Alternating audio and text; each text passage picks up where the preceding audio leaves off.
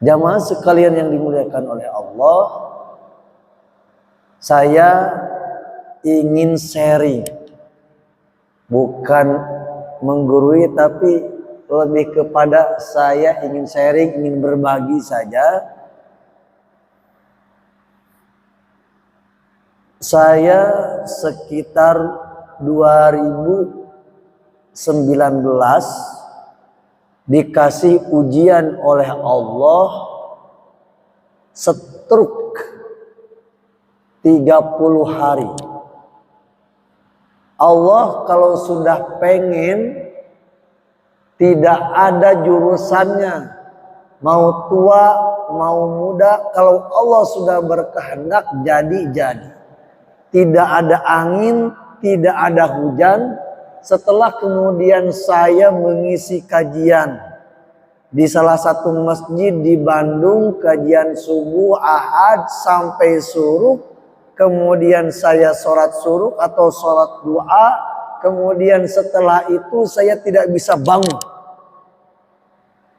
Tidak bisa bangun, kemudian 30 hari itulah saya mengevaluasi diri. Apa hikmah yang dimaui oleh Allah saja yang masih muda dikasih ujian stroke seperti itu. Saya evaluasi, saya banting kepada semua dosa-dosa saya. Ya Allah, benar. Saya banyak dosanya. Saya terima, saya ikhlas, saya ridho. Kalau perlu ya Allah, jangan dikasih sembuh. Jangan bisa dikasih jalan lagi sebelum saya punya dosa dihapus dan dibakar. Percuma saya sehat lagi, percuma saya dikasih kesembuhan, percuma saya dikasih jalan. Tapi kalau saya hidup berjalan di muka bumi ini, masih ada dosa-dosa yang belum diampuni oleh Allah. Barulah saya kemudian teringat surat At-Tahrim ayat 8. Ya ayyuhalladzina amanu tubu ilallah, tubu ilallah, tubu ilallahi taubatan nasuha. Hai orang-orang yang beriman, kembalilah kalian kepada Allah. Balik kanan, cepat-cepat kembali kepada Allah dengan taubatan nasuha. Di 30 hari itu ternyata benar-benar dikabul saya punya doa itu. Akhirnya ditambah sama Allah Subhanahu wa taala 10 hari lagi, genap jadi 40 hari saya nggak bisa jalan. Tapi saya banyak meminta ampun, ya Allah, saya banyak dosanya. Boleh jadi saya menzolimi diri sendiri atau ada orang yang lain tersakiti, ya Allah. Mohon maaf, mohon ampun. Saya kembali kepada Engkau. Fafirru ilallah. Lari cepat kepada Allah Subhanahu wa taala.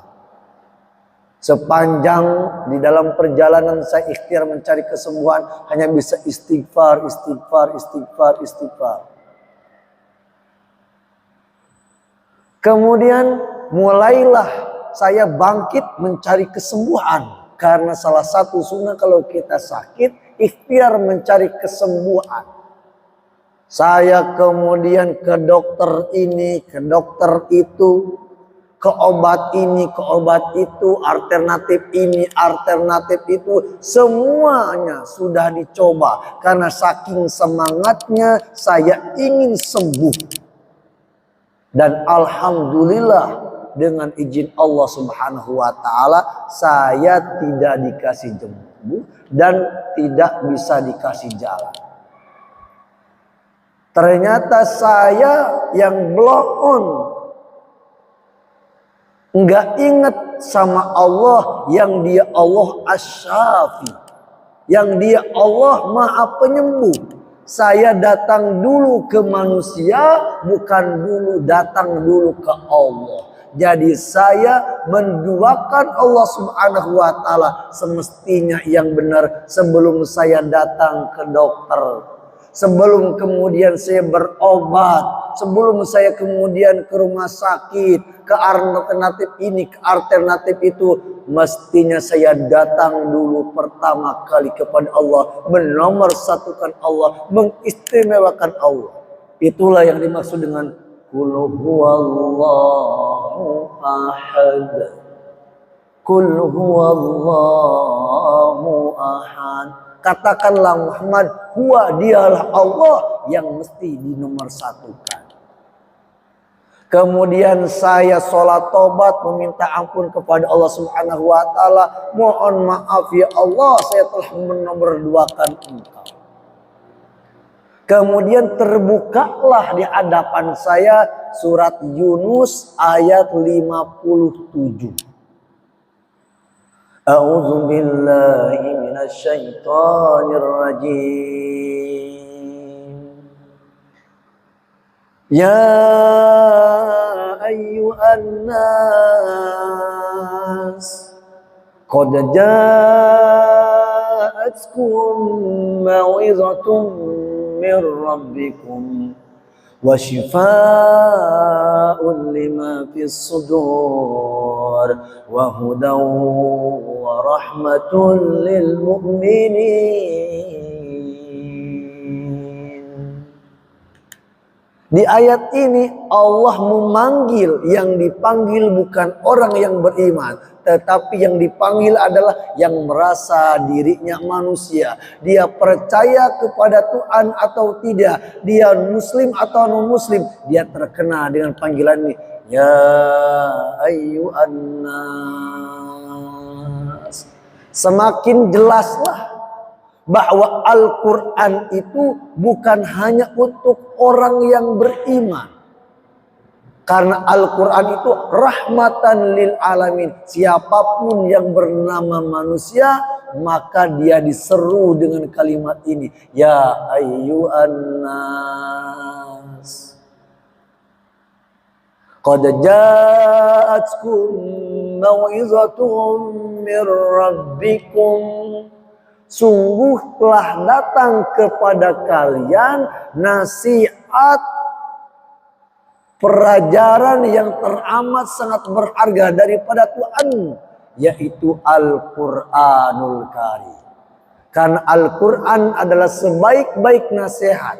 Makanya saya seringkali mengingati diri, menasehati diri dengan Al-Quran. Kan Al-Quran adalah sebaik-baik nasihat, dan Al-Quran adalah sebaik-baik nasihat untuk orang-orang yang beriman. Dan Al-Quran hanya bermanfaat bagi orang-orang yang beriman. Wa dzakir fa inna dzikra tanfa'ul mu'minin. Dan ingat-ingatilah dan nasihat-nasihatilah diri sendiri dengan Al-Quran. Karena sesungguhnya nasihat Al-Quran itu teramat sangat bermanfaat dan berharga bagi orang-orang yang beriman. Kemudian Allah Subhanahu wa taala melanjutkan bahwasanya posisi yang pertama, ranking pertama, Al-Quran itu sebagai mau'izah, pelajaran yang kedua. Baru kemudian Allah melanjutkannya, wa shifaa'un lima fis sudur. Al-Quran itu nomor duanya, selain nomor pertama dia pelajaran yang paling berharga, nomor kedua adalah Al-Quran sebagai syifa, sebagai obat, sebagai penyembuh. Mungkin yang akrab di telinga kita, Al-Quran itu sebagai hudan. Karena familiar di telinga kita di dalam surat Al-Baqarah awal. Alif Lam Mim. Dzalikal kitabu la raiba fihi hudan lil muttaqin. Al-Quran itu adalah petunjuk. Familiar kita punya telinga, tapi jarang sekali Telinga kita mendengar bahwasanya Al-Quran adalah syifa. Sekalipun kita mendengar Al-Quran adalah syifa, apakah kita meyakini betul-betul bahwasanya Al-Quran itu adalah penyembuh atau obat? Masuk belum kata syifa itu ke dalam hati kita atau tidak? Atau barangkali hanya di telinga saja, belum masuk ke dalam hati.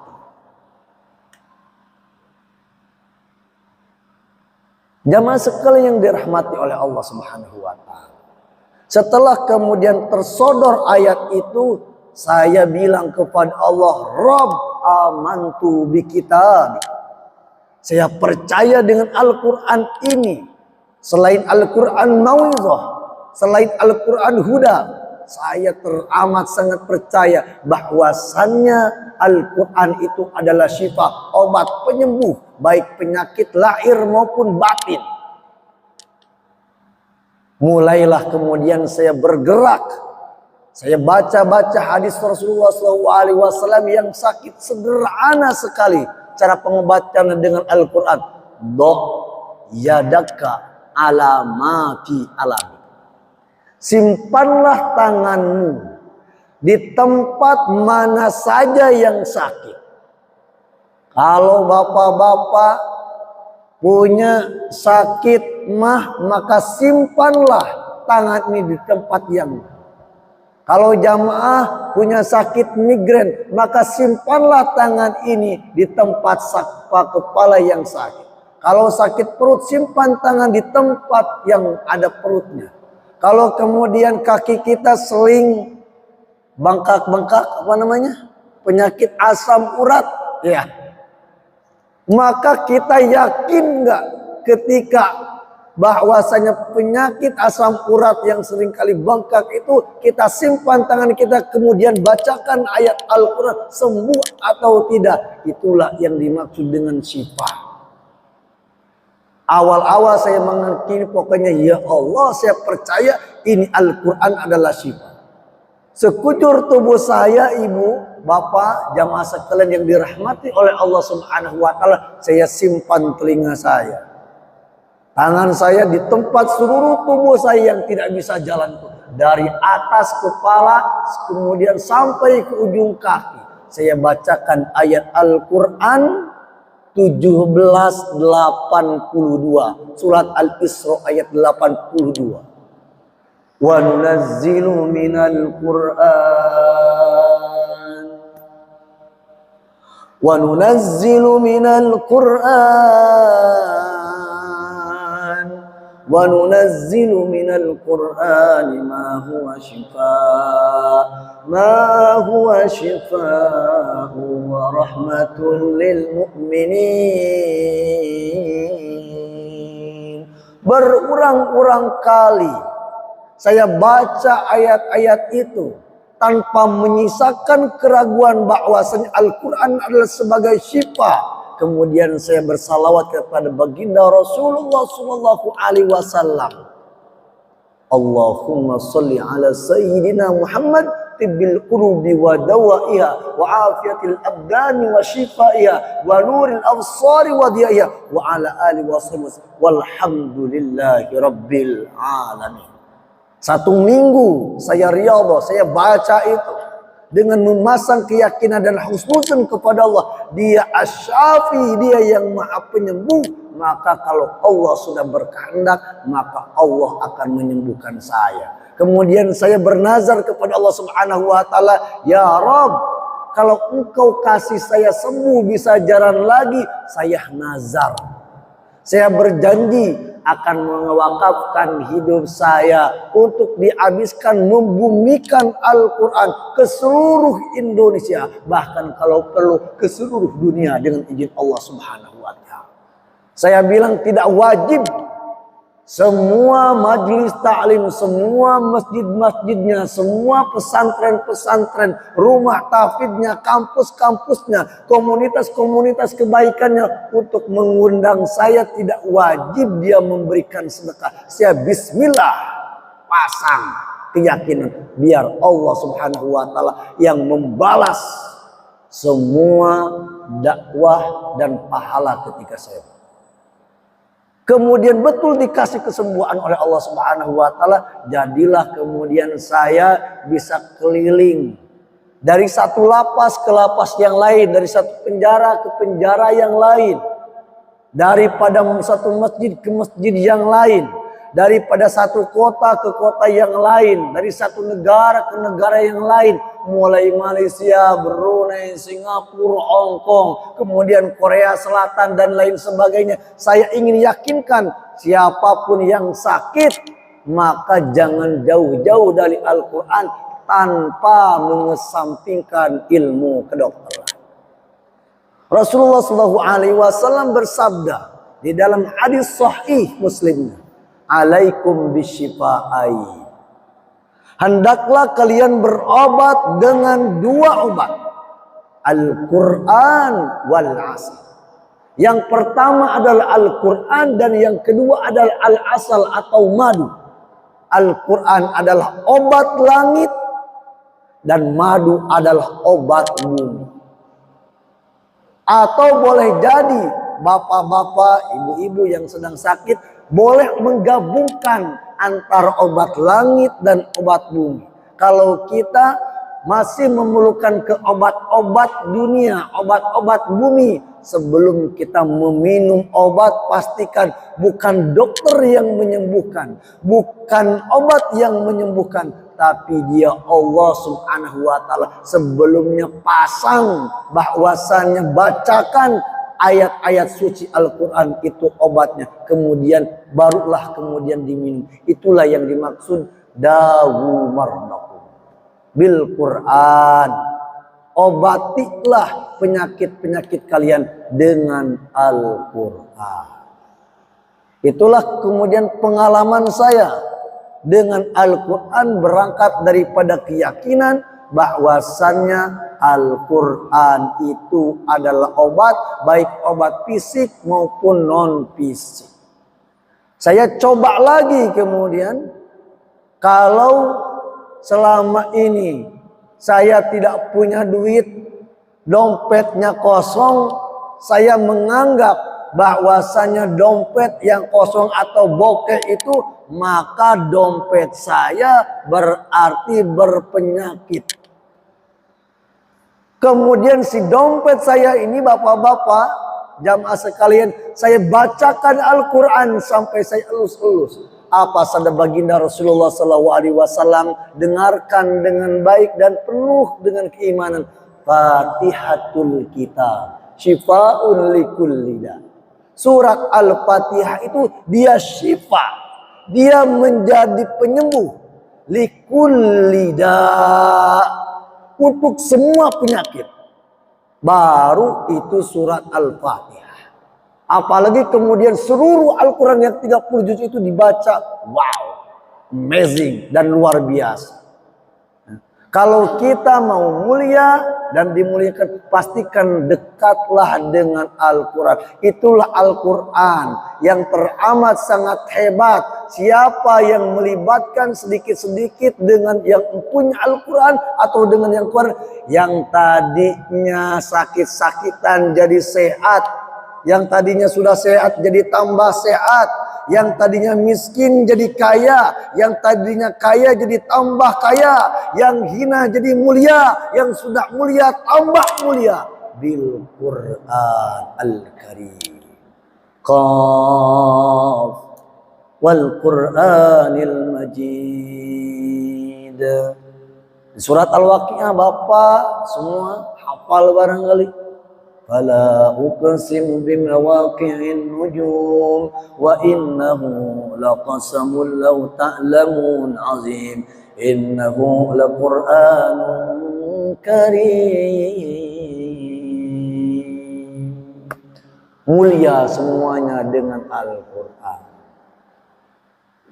Mudah-mudahan kita termasuk orang-orang yang tidak mau jauh-jauh dari Al-Quran. Amin ya rabbal alamin. Terakhir, kami Safari Dakwah ini bersama tim Masjid Ka'bah Punggur Madinah Darussalam disepakati dan diarahkan serta dibimbing oleh Tokyah. Mungkin bapak-bapak semua sudah kenal, yang mendirikan Masjid Munzalan di Pontianak. Kami ingin merebarkan sayap membuat Masjid Ka'bah. Masjid Ka'bah Darussalam. Masjid ini persis masjidnya seperti Ka'bah. Tingginya juga seperti Ka'bah dan kawasannya di sekitar persis seperti Masjid Nabawi luasnya. Nah, karenanya safari dakwah ini kami mengajak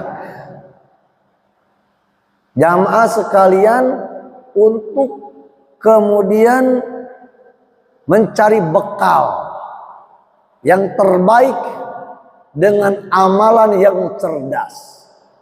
Karena orang yang cerdas itu adalah usianya yang terbatas, yang boleh terputus, tetapi punya pahala yang terus mengalir abadi. Itulah yang dimaksud dengan wakaf. Man bana masjidan banallahu baitan fil jannah. Man bana masjidan banallahu qasran fil jannah. Barang siapa yang berwakaf untuk masjid, maka Allah akan bangunkan rumah, bahkan istana di surga. Karenanya kami mengajak sekali lagi, tidak ada paksaan untuk sama-sama menyelesaikan pembangunan Masjid Ka'bah yang ada di Punggur Pontianak ini.